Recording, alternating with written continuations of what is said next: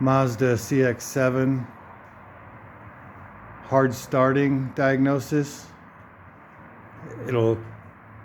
Starter will just click for a bunch of times, and then eventually it'll start.